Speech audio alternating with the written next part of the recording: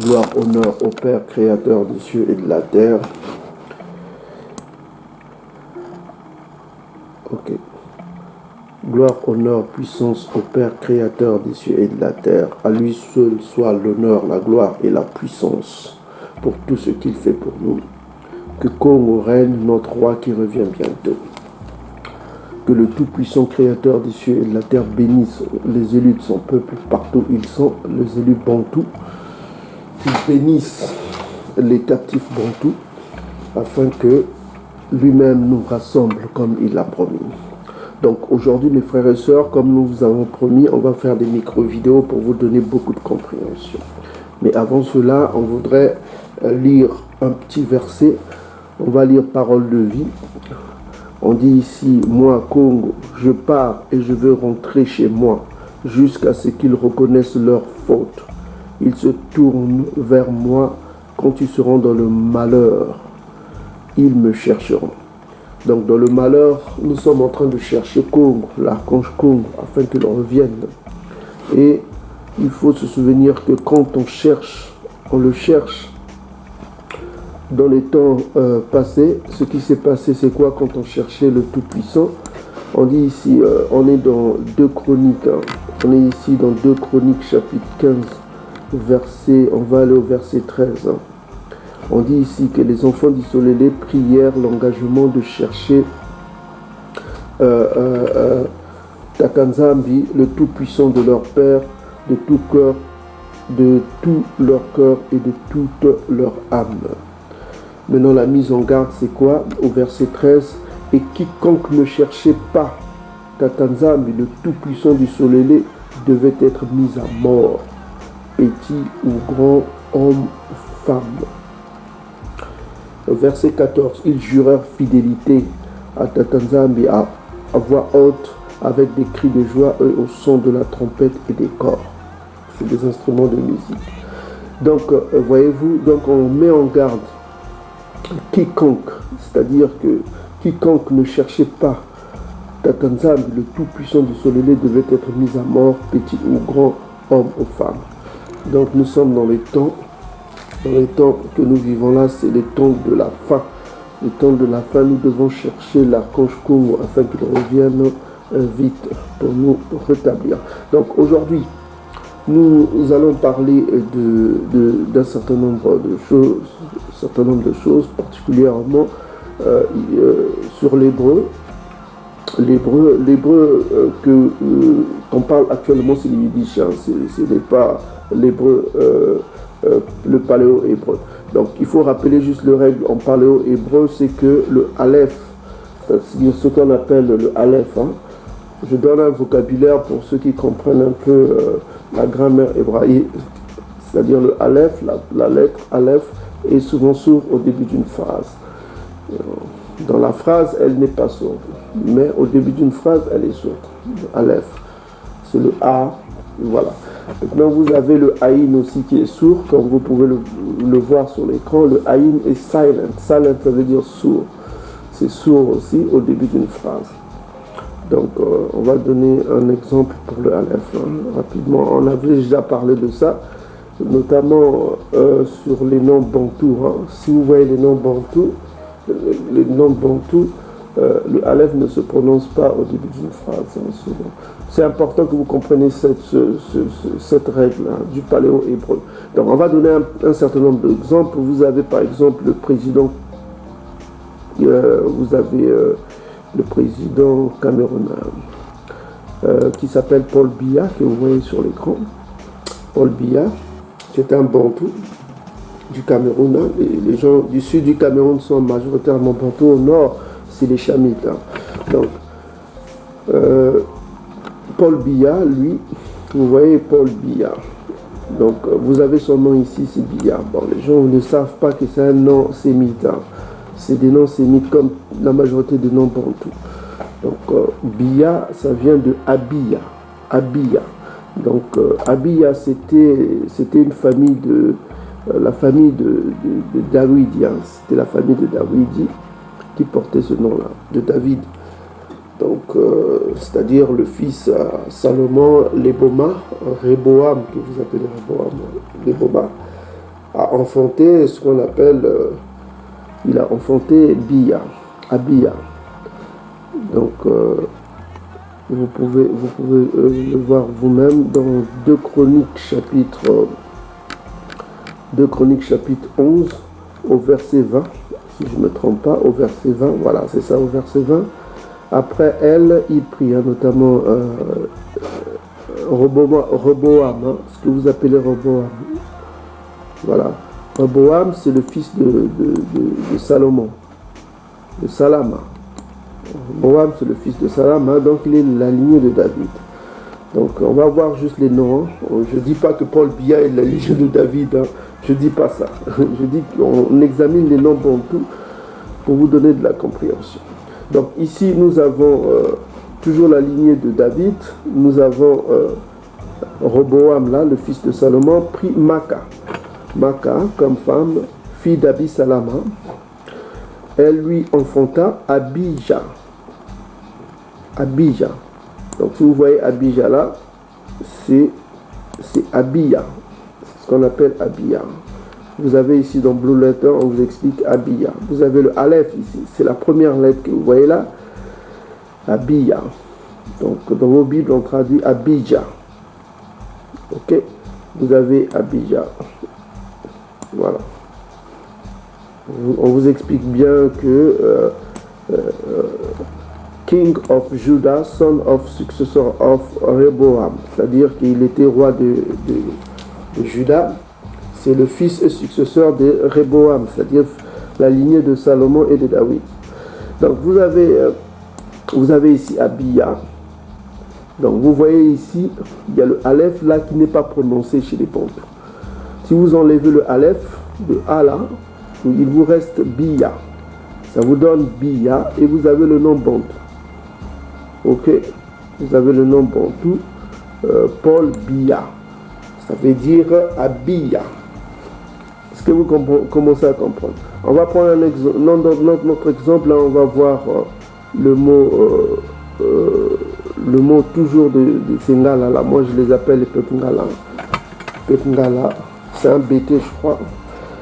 C'est les peuples Ngala. Donc, on va avoir, ils utilisent beaucoup le mot Abia. Abi qui veut dire père. Hein. Parce qu'il faut savoir que les Bantous ne prononçaient pas ce mot-là, Abi. Avant, ils prononçaient le mot Abi, Mbia, mais c'est-à-dire mon père, Bi, Ba, voilà. Donc, mais ça a évolué avec les oppresseurs qui les ont envahis, notamment, vous savez que cette partie du monde qu'on appelle l'Est de l'Afrique, d'où viennent les Bantous, qu'on appelle la Palestine, d'où ils viennent, on appelle ça l'Est de l'Afrique. Hein. On n'appelle pas ça comme on appelle le Moyen-Orient actuel. Donc vous voyez, dans ces peuples-là, ces mythes notamment, ils gardent l'ancien hébreu. L'ancien hébreu, le mot père se disait Baba, comme on prononce encore en Swahili. Si vous allez en Swahili, vous voyez qu'ils ont gardé ce mot papa, ça s'utilise Baba. Vous voyez ici, ça c'est le swahilien, c'est le site Glosb. Vous mettez papa en Swahili, vous avez Swahili ici, ça se dit Baba. En fait, ça vient Abba. Donc, vous voyez, ils ne prononcent pas les premières lettres là, on met Ba et on prononce Baba. Abba, ça vient du mot Abba. C'est un mot araméen qui est proche de l'hébreu. Donc, Baba, au lieu de dire père. Mais ce mot a évolué parce que vous savez que le peuple a été envahi par notamment les latins. En latin, vous voyez ici en latin, le mot père se prononçait papa. Dad c'est papa. Comme vous voyez ici papa, ça se prononçait tata en latin. Comme vous pouvez le voir ici, c'était tata. Voilà. En latin, le mot père se prononçait tata, et en grec aussi c'est la même chose. Le latin et le grec, ça se prononce tata. Donc vous voyez, le peuple a été envahi par les Grecs, notamment Alexandre le Grand qui a envahi cette partie de l'Afrique de l'Est, du Nord-Est, qu'on appelle maintenant la Palestine. Hein. Donc, et quand vous êtes envahi par un peuple, vous êtes influencé par la langue de ce peuple. On vous a donné l'exemple des mots qu'on trouve encore chez les Bantous au temps du latin, comme passi. Passi, ça veut dire souffrance. En latin, c'est la même chose. Donc, et vous avez le livre du frère Mélo, que vous pouvez lire sur le latin, le bantou du latin, vous aurez beaucoup de mots en latin. Donc, quand vous êtes envahi par ces peuples-là, notamment les Grecs, on vous a déjà démontré cela. Et vous parlez la langue de l'oppresseur. Vous avez des mots de l'oppresseur dans votre vocabulaire. Vous trouvez des mots de l'oppresseur. C'est comme aujourd'hui, on trouve des mots en français dans le langage bantou, des mots français. Donc, parce qu'on a été envahi par les Français, dans d'autres bantous, on trouve des mots en anglais. Donc, je disais que le mot tata, que vous voyez ici, le mot tata, c'est un mot latin, du vieux latin. Le vieux latin, c'est pas le latin actuel. Et le vieux grec, qu'on appelle le koiné. Donc, vous avez tata, comme vous pouvez le voir illustré sur l'écran, tata. Ok, donc vous avez aussi autre chose à part cela. Si vous allez par exemple le mot le président congolais du Congo-Brazzaville, vous avez Ngwabi. Vous avez Ngwabi. Mais ici, le Aleph est prononcé Abi. Vous avez Abi là qui veut dire père, hein, qui est un vieux mot qui était utilisé par le Bantou pour désigner le père avant que les autres mots qui viennent se substituent à ce mot, notamment Tata. On utilise beaucoup Tata, Baba, chez les Swahili, chez beaucoup de Bantou Tata. Donc, avant que ce mot-là, Abi, soit abandonné, on a abandonné ce mot-là pour prendre les mots de l'oppresseur pour exprimer la paternité. Donc, vous avez ici Ngwabi, Ngo, le Ngo, on vous a démontré, ça veut dire étranger. Hein? C'est extérieur, ce qui est extérieur. Le Ngo, c'est ce qui est extérieur, ce qui est étranger. Le Abi, ça veut dire père. Donc, si on traduit cela, on donnera que mon père à l'étranger. Ngo Abi. Ngwabi. Ça veut dire mon père à l'étranger. Mon père vit à l'étranger. Il est à l'étranger. Donc, voilà. Donc, on traduit cela. Vous voyez, c'est toujours cette structure qu'on voit d'abord les mots qui précèdent. Père, Abi. Papa, Abi, étranger. Donc, Abi, ça veut dire père. Et ce mot Abi aussi, vous avez trouvé ça chez Bia, mais en forme de Bia. C'est-à-dire Abi-Ya. C'est-à-dire mon père, c'est Ya. Ya est mon père. Ya, c'est la divinité, c'est ce qui est supérieur. Ok?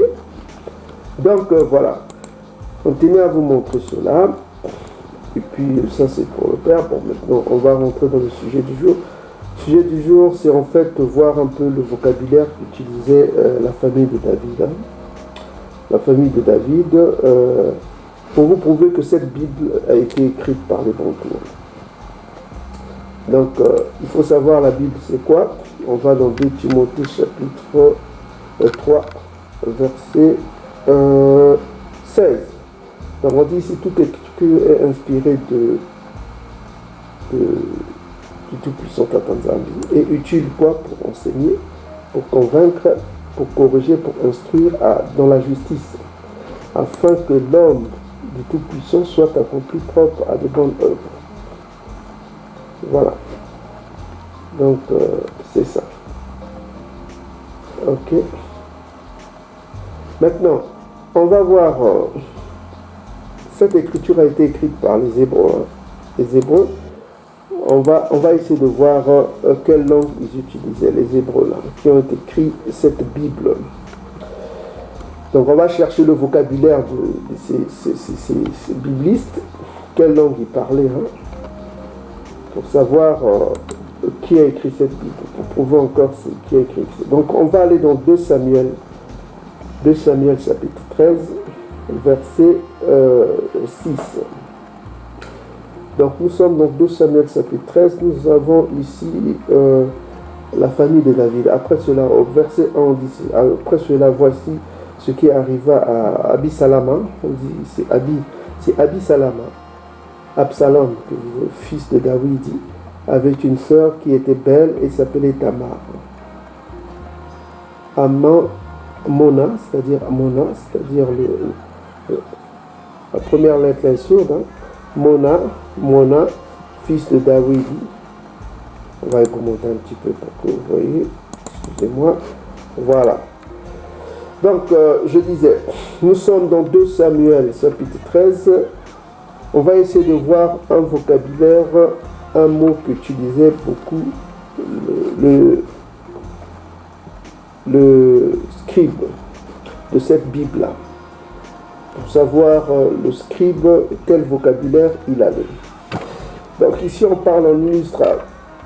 Dans 2 Samuel, chapitre 13, verset 1, juste en bas, on parle un peu du problème d'inceste. Hein. C'est-à-dire que dans la famille de David. Ok, on ne va pas s'attarder, vous connaissez le sujet, vous avez le temps de lire. Donc nous, ce qu'on va faire, on va prendre le verset 1, on dit ici 2 Samuel chapitre 13, verset 1. Après cela, voici ce qui arriva à Abi Salama, c'est-à-dire Absalom, fils de David, le roi David, hein, que la Bible parle tant, avait une sœur qui était belle et qui s'appelait Tamar. Tamar, ça veut dire passer. Le passé, c'est des langues banquies. Et Mona, au lieu de dire Amon, on vous a dit que le Aleph et le Aïn sont souvent sourds. On lit Mona. Fils de David, il l'aimait. Donc on voit, c'est un amour incestueux. On ne va pas s'attarder sur ça, on va au verset 6. C'est ce qui nous intéresse. Donc on dit ici, Mona se coucha et fit le malade. Le roi vint le voir. Et Mona dit au roi, je te prie que Tamar, ma sœur, vienne faire 2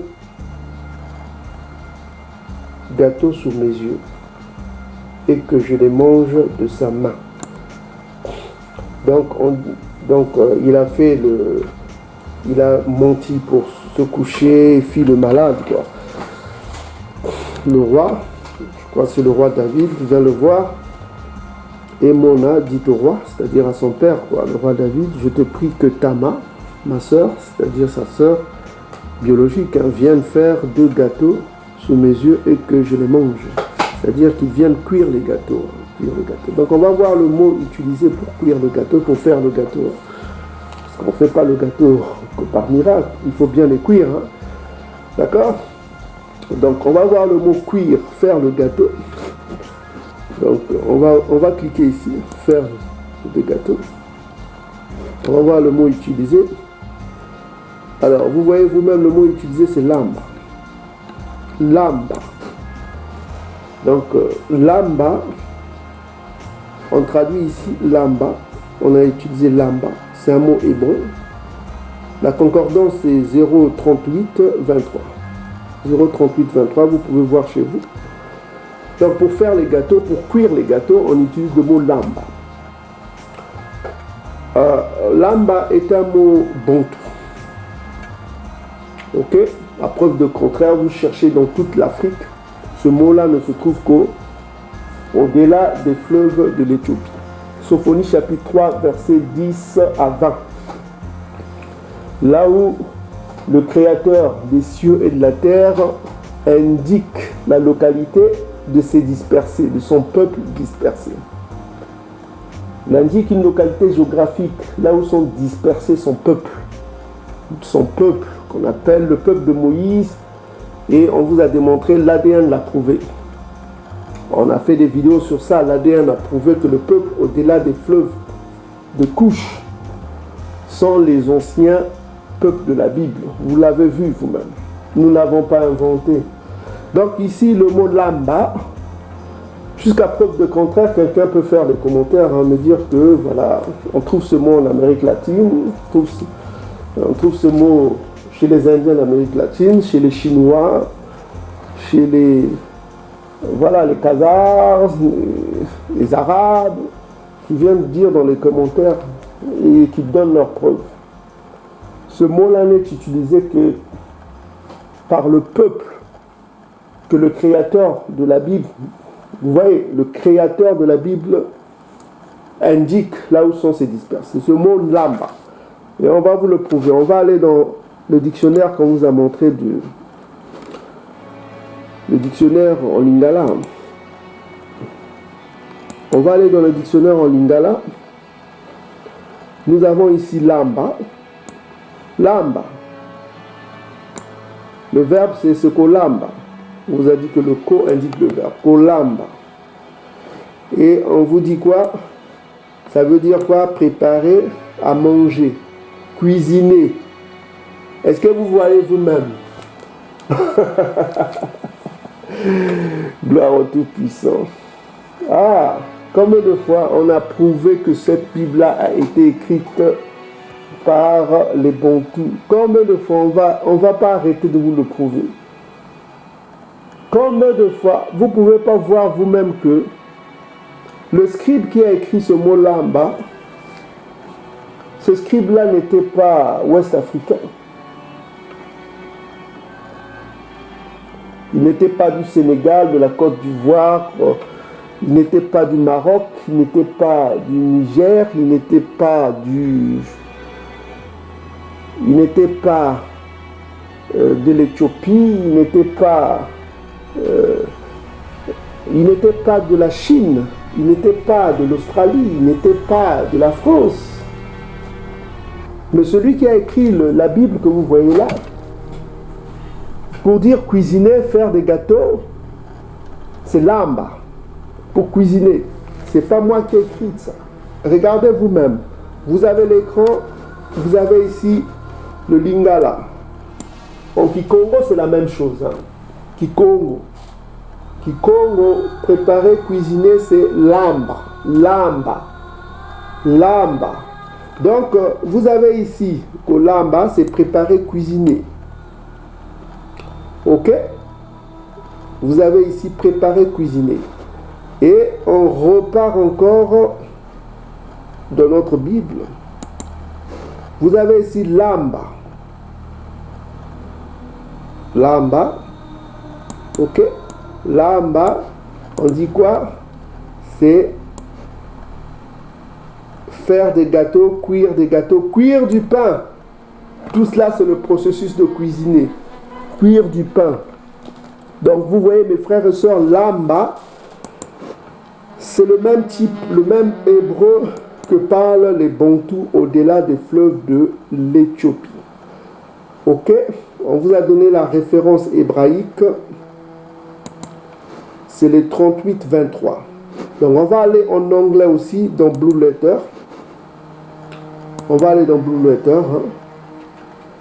Donc, nous sommes ici dans Blue Letter, qu'on appelle, c'est la version anglaise. Nous sommes dans, vous pouvez vous-même voir, hein, nous sommes dans 2 Samuel, chapitre 2 Samuel. On va augmenter un petit peu pour les sceptiques, parce qu'il y a toujours des sceptiques, des gens qui sont sceptiques. Donc, vous allez dans Blue Letter, vous tapez 2 Samuel, chapitre 13, verset 6. En anglais, lamba, ça veut dire cuisiner, hein, pour ceux qui ne savent pas. Lamba, ça veut dire cook, excusez-moi, cook. C-O-2-O-K à la fin, c'est cook, hein, pour ceux qui sont. Donc ici, vous avez à Mona, tout ça. Mona, donc vous voyez son nom, Mona, il y a le Aleph là, c'est sourd. Au lieu de dire Amon, on dit Mona. Mona, ça veut dire celui qui voit. Tama, la consonne finale est sourde. Donc nous avons ici lamba. Ok, lamba. Ok, donc lamba. Vous avez le L, le B et le B. On vous a dit que la consonne finale est souvent sourde. La consonne finale est souvent sourde. Et vous avez la traduction ici, lamba. Lamba, on va voir en anglais. On dit ici make cakes, bake cakes, cook bread. Cook bread. Cook, ça veut dire préparer, cuisiner. Ok? Lamba. Donc, lamba, c'est ça. Quand on nous a dit en paléo-hébreu, la consonne finale est souvent sourde. Au lieu de lambab, on ne dit pas lambab. Donc ici la prononciation en hébreu yiddish, le B se prononce V. Eux ils disent pas Abraham, ils disent Avram. Ok? Jacob, ils disent pas Jacob, ils disent Yaakov. Donc ils ont le son V là qu'on trouve en yiddish. Hein. C'est la langue des Slaves. C'est une langue germano-slave, on vous l'a prouvé. Vous savez, les Slaves aiment utiliser le V. Hein. Le V, Ceausescu, je sais pas, Vladov, je sais pas, il y a le V souvent hein, qu'ils utilisent. Donc on ne va pas s'attarder sur les nations. Donc je disais lamba, vous avez ici en anglais, c'est la même chose, c'est cook bread, c'est cuisiner toujours, lamba. Et vous avez ce mot-là, lamba, en lingala et en kikongo, c'est lamba. Donc, frères et sœurs, c'est ce qu'on tenait à vous voir. Donc, si vous voyez, si on vous dit que celui qui a écrit la Bible, c'est celui qui a écrit le livre de David, tout ça comme ça, utilisait un mot qu'on n'utilise que chez les Bantous, c'est lamba. Donc, on ne peut pas se tromper sur ces choses-là. Ok? Donc, lamba, qui veut dire cuire du pain, faire des gâteaux, cuire des gâteaux, lamba. Et on voit la liste là où ça a été utilisé. Voilà. On utilise dans 2 Samuel, tout ça, faire des gâteaux, faire cuire. Voilà. Prépara. Voilà. Donc on peut trouver ce mot là aussi dans 2 Samuel chapitre 13 verset 8. Hein. On dit Tamar alla à la maison d'Amon son frère qui était couché, il prit la pâte, la pétrit, prépara devant lui des gâteaux. Préparer des gâteaux, c'est-à-dire cuire des gâteaux, ça veut dire lamba. Vous avez lamba qui revient toujours là, mes frères et sœurs. Donc vous voyez vous-même que le scribe de la Bible, le scribe de la Bible qui utilisait ce mot lamba, qu'on ne trouve qu'au-delà du fleuve de l'Éthiopie. Bon, celui qui veut me prouver le contraire, qui vient de faire les commentaires pour me dire que nous aussi on utilise ce mot-là. Nous aussi on utilise ce mot-là. Bon, jusqu'à preuve de contraire, j'attends toujours vos réponses. Si vous avez un Chinois, vous connaissez un Chinois qui utilise le mot lamba pour dire cuire, un Italien ou un Grec, un Français, un Danois ou bien je ne sais qui. Donc vous venez vous prouver dans les commentaires et comme ça on va édifier un peu tout le monde. Mais jusqu'à preuve de contraire, on voit que seuls les Bantous utilisent ce mot lamba pour dire cuire, tout ça comme ça. Et ce mot-là était utilisé par la famille de David. Donc cela prouve encore que cette Bible n'est que l'œuvre d'un seul peuple, c'est le peuple bantou vivant au-delà du fleuve de l'Éthiopie. Soyez bénis mes frères et sœurs, on reviendra avec une autre micro-vidéo. Maton.